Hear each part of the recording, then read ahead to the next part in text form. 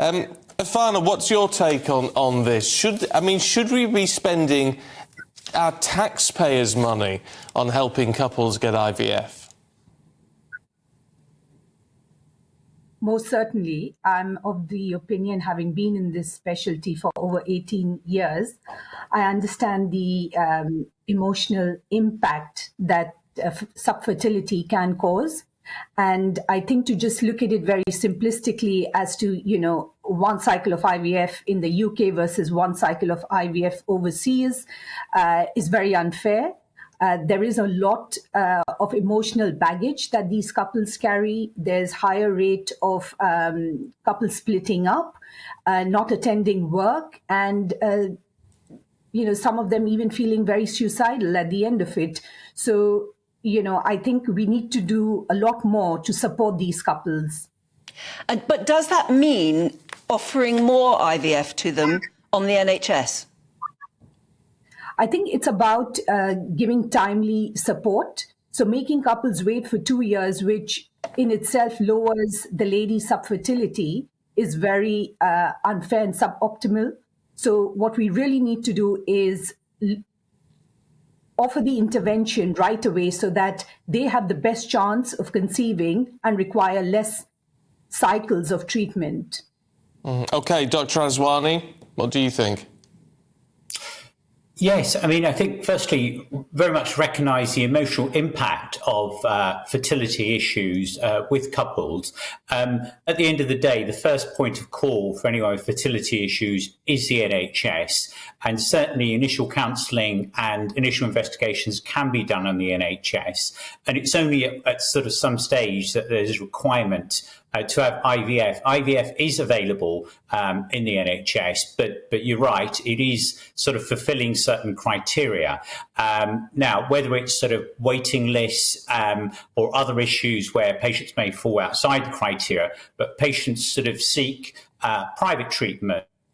And then there's a sort of a cost. Now, at least private treatment in this country is regulated, and we have that degree of confidence and data is published. I think there is a challenge when couples decide to think about maybe they should go abroad, maybe they should compare cost, etc. Because at the end of the day, you don't really know what you're getting abroad unless you've done your research and you know what the regulation is like and so on. But certainly emphasise, at the end of the day, any treatment's going to be criteria-based. We have the National Institute of Clinical Excellence, and decisions have to be made on cost effectiveness. So it's very difficult to sort of say to have an open door to any treatment, really.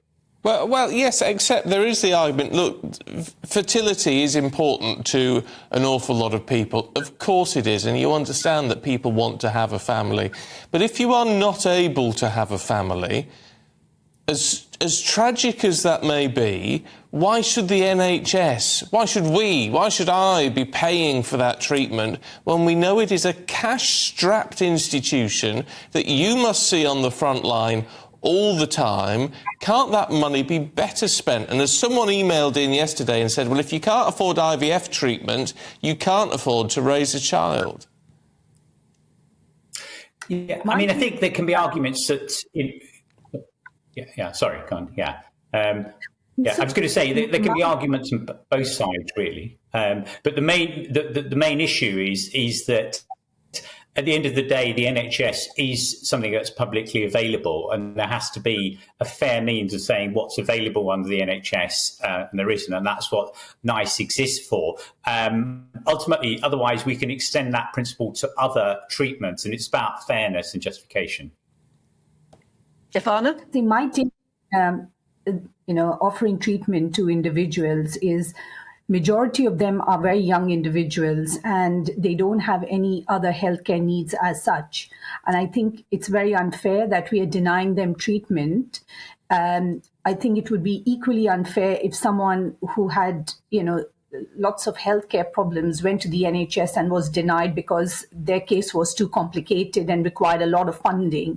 So I think, we've got to keep in mind that when we don't offer treatment, we are giving them very little options and we are almost forcing them to have substandard care elsewhere, often outside the UK, which means that they don't have any control over, what care is being provided. The treatment can be equally expensive because it's likely to involve more than, one trip. And also, once they come back to the UK, they don't have any post treatment care.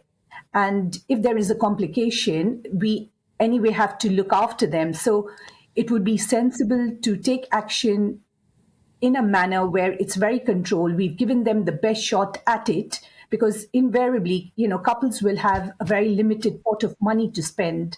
So we'd rather have them spend it in the UK and yeah, well, yes. I mean, look, Irfana, that's a absolutely fair point. You'd rather spend the money in the UK, it's regulated. But this is about the NHS, isn't it? And whether the NHS should be funding it. And wasn't the NHS set up to effectively help people with illness, prolong life, prevent people or delay people from dying, not to help people conceive?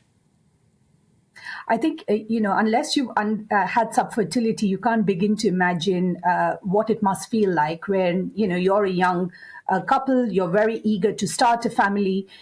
Generally, having a child is one of the biggest decisions that couples make. And when that's taken away from you, I think, the impact that it has can be life-changing, and it requires many months and years to recover from from being told that you're having subfertility and now require treatment, which, by the way, you're not going to be funded for. So I think we're looking at it in a very simplistic manner. We do fund mental health, consultations and treatment.